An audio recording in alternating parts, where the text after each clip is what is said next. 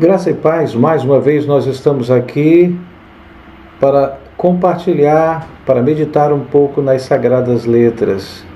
E eu gostaria nesta oportunidade compartilhar com você um tema de muita relevância, pois são situações que nós enfrentamos sem que nós, às vezes e muitas vezes, nós não esperamos. Quero falar nesta oportunidade sobre vencendo as tempestades da vida. O texto referência está no Evangelho segundo Marcos, no seu capítulo 4, versículo 35 a 41, que diz assim: Naquele dia, sendo já tarde, disse-lhe Jesus: Passemos para outra margem. E eles, despedindo a multidão, o levaram assim como estava, no barco, e outros barcos o seguiam. Ora, versículo 37, levantou-se grande temporal de vento, e as ondas se arremessavam contra o barco, de modo que o mesmo já estava a encher-se de água. Versículo 38, e Jesus estava na polpa, dormindo sobre o travesseiro. Eles o despertaram e disseram: Mestre, não te importa que pereçamos? No versículo 39 ele diz: E ele, despertando do sono, ele repreendeu o vento e disse ao mar: Acalma-te, emudece.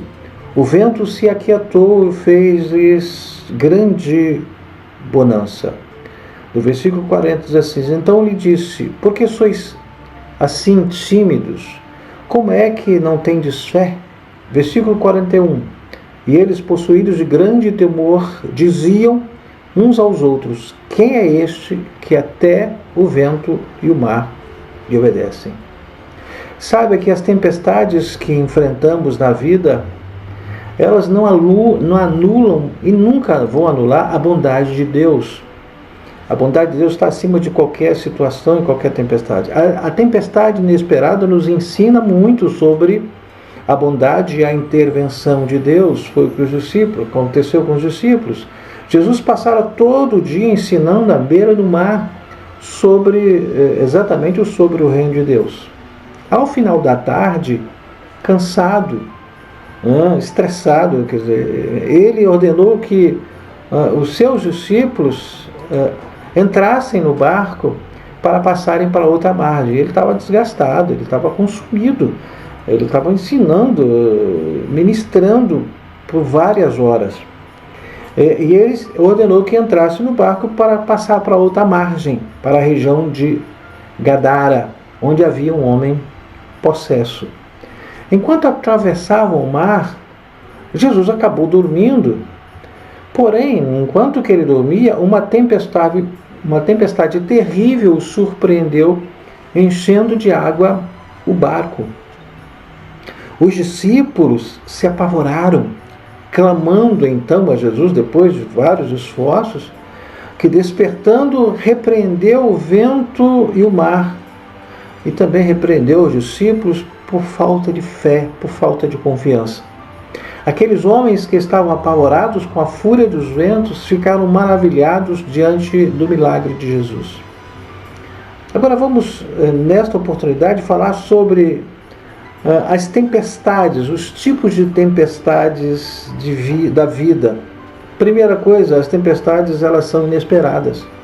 Um acidente, uma enfermidade, uma crise no casamento, um desemprego, isso é uma tempestade inesperada, ninguém está esperando.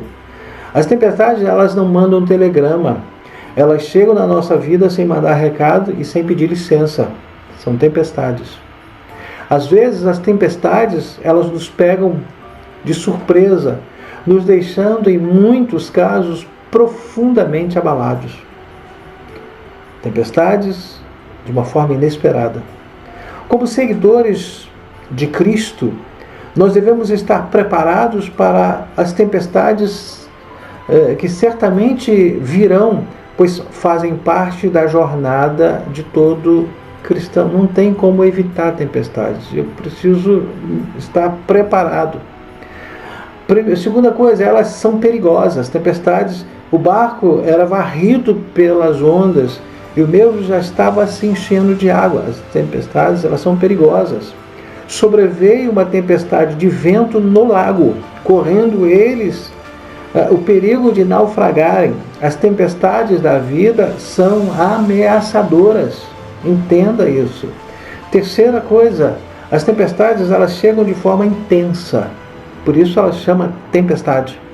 Às vezes, as estruturas da nossa vida são abaladas por causa da intensidade da tempestade. Ninguém é forte o suficiente, ele tem a sua estrutura abalada. De repente, uma doença incurável abala a família. Um acidente trágico ceifa uma vida cheia de vigor. Um divórcio traumático deixa o cônjuge ferido e os filhos amargurados. Uma amizade de longos anos acaba por causa de traição, por causa de uma falsidade. Outro tipo de tempestade, situação, elas fogem do nosso controle. As tempestades, elas são maiores do que as nossas próprias forças. Eu preciso entender isso. Os discípulos se esforçaram muito para contornar o problema, para saírem ilesos da tempestade, mas nada eles puderam fazer para enfrentar a fúria do vento e a força das águas. Os esforços deles não puderam vencer o problema. Eles precisaram chamar Jesus, clamar por Ele. Quando o problema é maior que a nossa força, quando não temos capacidade nem estratégia, olha para Deus e declare a sua dependência e a necessidade que você está de vencer essa tempestade, e você não tem como. A tempestade, ela pode estar fora do nosso controle, mas ela nunca, com certeza, ela vai sair do controle de Deus. Quinta coisa, as tempestades, elas são surpreendentes. Elas podem transformar cenários domésticos em lugares ameaçadores. O Mar da Galileia era um lugar muito tranquilo. Era muito conhecido daqueles discípulos, que boa parte deles eram pescadores. Muitas vezes as piores tempestades que nós enfrentamos na vida acontecem nos lugares e situações quando nós nos sentimos mais seguros, mais tranquilos. De repente, se levanta a tempestade. Vejamos os conflitos que enfrentamos nas tempestades da vida. Como conciliar a obediência a Cristo com a tempestade? Os discípulos, eles entraram no barco por ordem expressa de Jesus. E mesmo assim enfrentaram a tempestade. Entenda, eles estavam cumprindo ordem, eles estavam no centro da vontade de Deus, mas mesmo assim enfrentaram ventos contrários. Enfrentaram tempestades, foram pegos de surpresa, o lugar que eles conheciam, foram pegos de surpresa. Você tem enfrentado tempestade pelo fato de estar andando com Deus, de estar obedecendo aos mandamentos de Jesus? Você tem sofrido oposição e perseguição só porque você é fiel a Deus? Você tem perdido a oportunidade de negócios por não querer e não se sentir bem transigir? Você tem perdido concorrência em seus negócios para não dar propina, para você não entrar nesses esquemas que acontecem? Você tem sido considerado um estorvo no seu ambiente de trabalho por não se envolver nos esquemas, às vezes alguns esquemas de corrupção? Há momentos que nós sofremos, não porque estamos na contramão, mas por andarmos pelo caminho direito.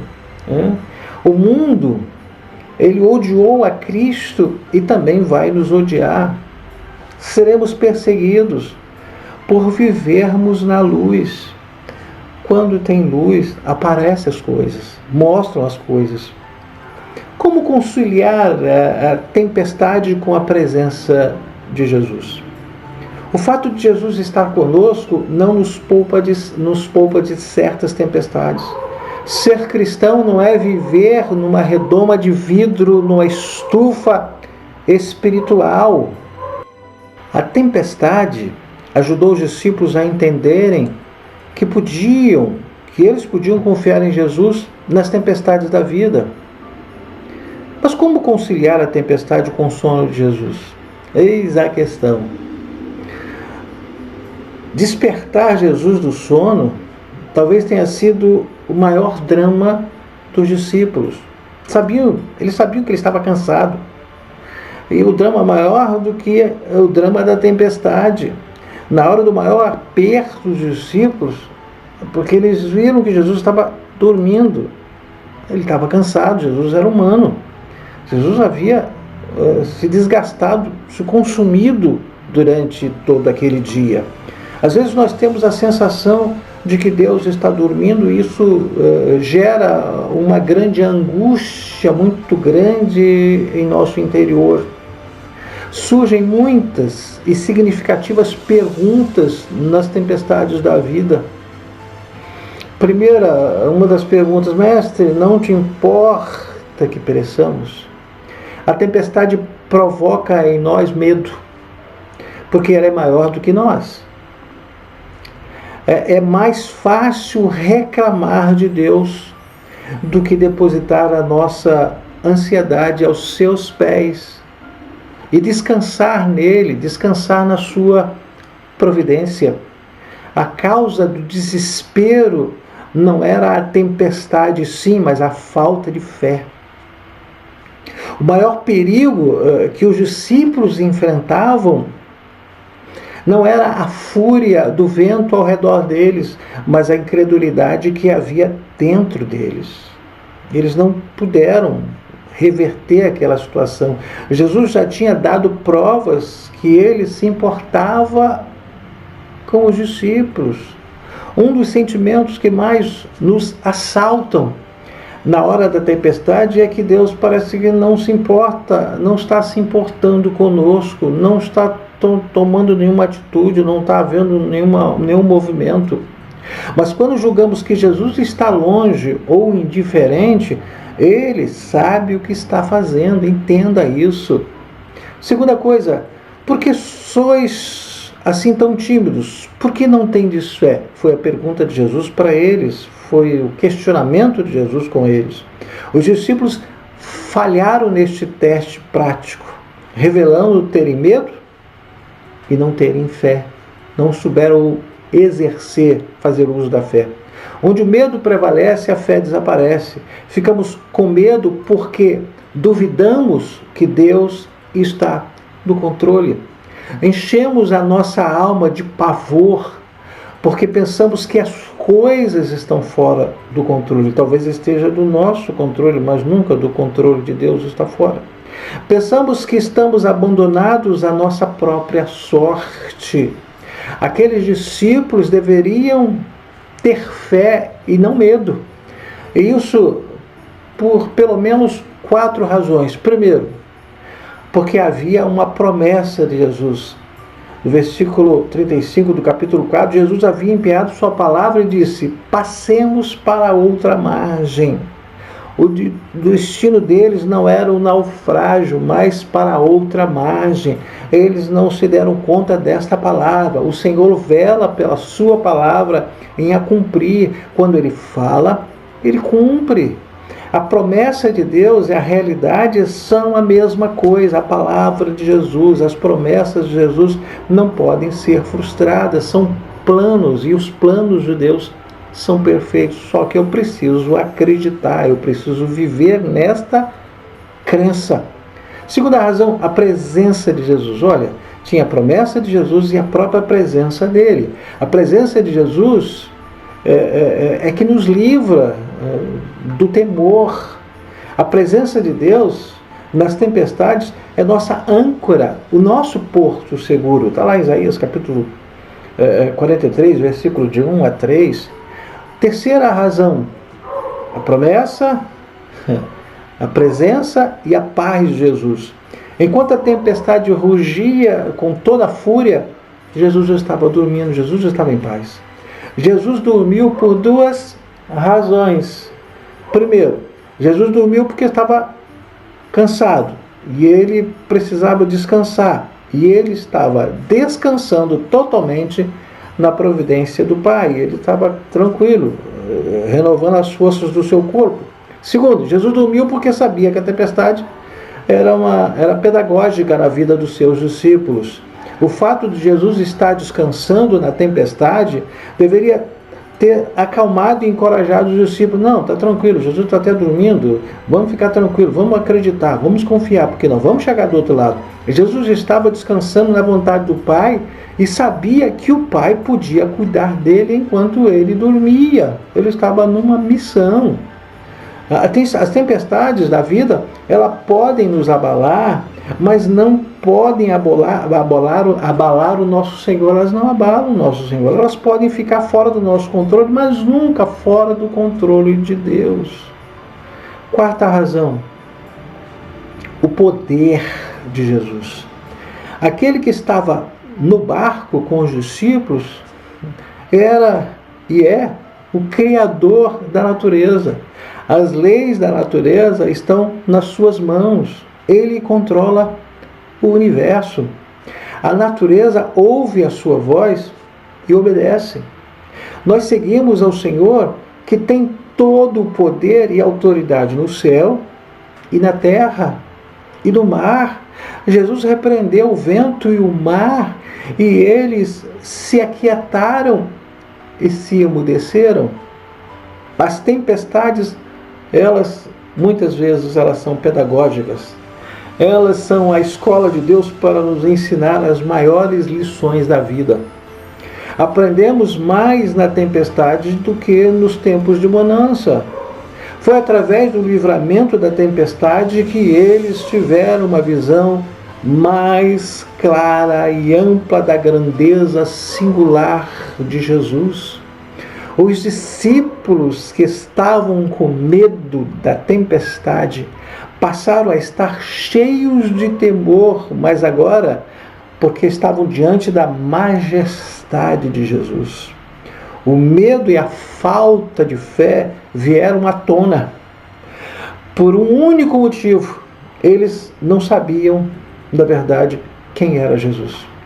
Quando passou o medo da tempestade e da morte, eles foram acometidos por outro tipo de temor. Uma sensação de assombro, porque Deus estava ali, Jesus estava ali. Eles passaram a ter uma fé real e experimental e não uma fé de segunda mão. A pergunta deles é respondida pelo próprio texto em apreço. As tempestades fazem parte do currículo de Jesus para nos fortalecer, para fortalecer a nossa fé. As provas que enfrentamos não vêm para nos destruir, jamais, mas sim para nos fortalecer. O fogo da prova não vem para nos destruir, mas para nos purificar. Jesus, ele está no controle das tempestades que nos ameaçam. Ele pode fazê-las cessar a qualquer momento. Ele está no controle. A que você teme? As circunstâncias ou o Senhor das circunstâncias? É uma pergunta para pensar. Então entenda, Deus, ele está próximo, ele está junto. São tempestades, mas não abra mão da sua fé. Não deixe a fé ser dominada pelo medo. Que Deus te abençoe. Eu quero orar por você nesse momento. Pai, no nome de Jesus, pedimos a tua bênção sobre todos esses que estão sintonizados agora neste momento desta reflexão, e que sejam abençoados e que possam entender e que possam compreender a grandeza do amor de Deus, e que tudo está sob o controle de Deus, e que as tempestades, muitas delas, são pedagógicas para nos fortalecer, nunca para nos destruir. Pai, nos ajude pelo poder do nome de Jesus Cristo. Amém. Eu sou psicanalista clínico, analista. Em Bom Jesus eu atendo na Clínica CIS. Tá? Se você quiser precisar da ajuda, eu estou aqui para lhe ajudar. Você não terá dificuldade de me encontrar. Aqui mesmo nos comentários você pode se manifestar, colocando o seu telefone, colocando o que você precisa e a gente entra em contato com você. Você me acha aqui, você me acha no Instagram, você me acha no Telegram, você me acha no Facebook, você me acha no WhatsApp. Tá? Outra coisa, se você gostou dessa mensagem, se ela falou com você, curta aí. Outra coisa, faça um comentário aí do que essa palavra representou para você. E se você ainda não se inscreveu no nosso canal, Mensagem Edificante, tem aí em vermelho escrito lá, inscrever-se. Clica ali, se inscreva, nos ajude, tá? Para que a gente possa ter maior amplitude nesse canal. Tá? Que Deus, eu também sou pastor evangélico, sirvo ao Senhor na Igreja Evangélica Vida, aqui em São José do Calçado. Tá? Que Deus possa abençoar você, rica, poderosa e abundantemente. Até a próxima oportunidade, se assim Deus permitir. Até lá.